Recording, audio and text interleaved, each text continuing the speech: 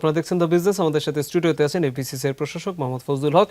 আমরা এই সময়টা সাধারণত র্যাপিড ফায়ার প্রশ্ন করি, ইয়াংদের পাঠানো প্রশ্ন, তারা আপনার কাছ থেকে অনেক কিছু জানতে চাই, কিন্তু র্যাপিড ফায়ার মানে একটু দ্রুত উত্তর দিতে হবে, কিন্তু আপনি কিছুটা সময় হয়তো পাবেন ভাবনার জন্য। প্রথম প্রশ্ন করতে চাই, 1 নাম্বার, তারা জানতে চায় ব্যবসার এত ব্যস্ততার মধ্যে স্বস্তি কোথায় পান? স্বস্তি কোথায় পাই? স্বস্তি মানে নিজের মতো করে কিছু সময় বের করি এবং আমার পছন্দের জিনিসগুলো আমি তখন উপভোগ করার চেষ্টা করি। 2 নাম্বার, বাংলাদেশের অর্থনীতির সবচেয়ে শক্তিশালী দিক আর সবচেয়ে দুর্বল দিক? বাংলাদেশের অর্থনীতির সবচেয়ে শক্তিশালী যেগুলো এর মানব সম্পদ। আবার যদি বলেন দুর্বল দিকও মানব সম্পদ, কারণ মানব সম্পদটা যতটা প্রশিক্ষিত হওয়া দরকার ছিল ততটা প্রশিক্ষিত না আন্তর্জাতিক স্ট্যান্ডার্ডে। ওকে। 3 নাম্বার, বিদেশি বিনিয়োগকারীদের সামনে বাংলাদেশের কোন দিকটির ব্র্যান্ডিং এই মুহূর্তে সবার আগে করা উচিত? বাংলাদেশের country branding as a whole, যে মানে আমাদের একটা দুর্বল ব্র্যান্ডিং আছে, যে বাংলাদেশকে হলেই সবাই নানান রকম একটা সমস্যা সংকুল একটা দেশ হিসেবে চিহ্নিত করে। এখান থেকে বেরিয়ে আসার জন্য একটা ব্র্যান্ডিং করা দরকার। আমরা একটা ব্র্যান্ডিং করার চেষ্টা করেছিলাম, যে গ্রিন ফ্যাক্টরির একটা ব্র্যান্ডিং, এরকম, বাট ব্র্যান্ডিংটা খুব বেশি দূর আগায় নাই। সো আমাদের যেইখানে যেই জায়গা থেকে পারা যায় এটা পজিটিভ ব্র্যান্ডিং করা দরকার। এটা খুবই একটা জায়গায় করলে হবে না, এটার সব জায়গাতেই দরকার। ওকে, ফেয়ার এনাফ। পরের প্রশ্ন, আগামীতে কোন অঞ্চলের সাথে মুক্ত বাণিজ্য চুক্তি দেশের সবচেয়ে বড় পরিবর্তন আনতে পারে? এটা আমি মনে করি ইউরোপিয়ান ইউনিয়ন, কারণ এটা অনেক বড় বিশ্লেষণের দরকার, কিন্তু এখানে দরকার। আর যদি কখনো সম্ভব হয় যুক্তরাষ্ট্র। ওকে, 5 নম্বর প্রশ্ন, দক্ষ কর্মীকে কোম্পানিতে ধরে রাখার চ্যালেঞ্জ কি? চ্যালেঞ্জ হচ্ছে মানে তার জন্য একটা মানে সুষ্ঠু পরিবেশ দেওয়া, শুধুমাত্র বেতন না, ভালো পরিবেশ নিশ্চিত করা, যে তার দক্ষতা অনুযায়ী, তার অভিজ্ঞতা অনুযায়ী, তার প্রত্যাশা অনুযায়ী একটা সামগ্রিক পরিবেশ দেওয়া, সেটা একটা চ্যালেঞ্জ। এবং আরেকটা যেটা চ্যালেঞ্জ, সে একটা দক্ষ কর্মীর মার্কেট ডিমান্ড অনেক হাই থাকে, তখন আবার তাকে ধরে রাখাটা অনেক সময় চ্যালেঞ্জিংও হয়, যে আপনি আপনার কাঠামোটা আপনি পরিবর্তন করতে পারেন না একজনের জন্য, এটাও একটা বড় চ্যালেঞ্জ হয়ে যায় অনেক সময়। 6 নম্বর প্রশ্ন, কর্মীর ভিতরে কোন পরিবর্তন দেখলে তাকে আপনি আর প্রতিষ্ঠানে রাখেন না?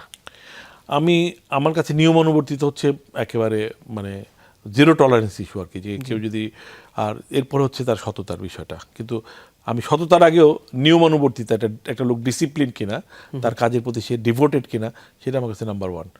ওকে, পরের প্রশ্ন 7 নম্বর, কিভাবে নতুন লিডারশিপ তৈরি করা যায়? লিডারশিপ তৈরি করার ব্যাপার হচ্ছে কি, আমি এটা কোনো প্রোগ্রাম করে আসলে লিডারশিপ তৈরি করা যায় না। আমি বিশ্বাস করি লিডারশিপ একটা সেলফ মোটিভেটেড জিনিস। হ্যাঁ, আপনি হয়তো বিভিন্ন কোর্স করতে পারেন বাট আপনার লিডার হওয়ার আগ্রহ থাকতে হবে, কারণ লিডার হওয়ার ভিতরে চ্যালেঞ্জ আছে অনেক। হ্যাঁ, আপনি ওই চ্যালেঞ্জটা নিতে চান কিনা সেটা আগে আপনাকে ডিসাইড করতে হবে। ওকে, পরের প্রশ্ন, আপনার কাছে টাকার সংজ্ঞা কি? টাকার সংজ্ঞা হচ্ছে যে আপনার পারচেজ পাওয়ার, যে আপনার কাছে কিছু জিনিস কেনার ক্ষমতা আছে, সেটা নোটে হোক, এখন কার্ডও আপনার টাকা। সো এটি টাকা, যে আপনি আপনার প্রয়োজন মেটাতে পারেন, আপনি আপনার স্বপ্ন বাস্তবায়ন করতে পারেন। ওকে, 9 নম্বর প্রশ্ন, ব্যবসায়ীদের নেতা হবার বড় বিপদ কি? বড় বিপদ হচ্ছে যে কোনো জায়গায় নেতা হওয়ার সবচেয়ে বড় বিপদ হচ্ছে আপনি মানে হাজারো রকম সমালোচনা আপনাকে সবসময় মানে খুঁজে বেড়াবে আর কি। সো এটা একটা।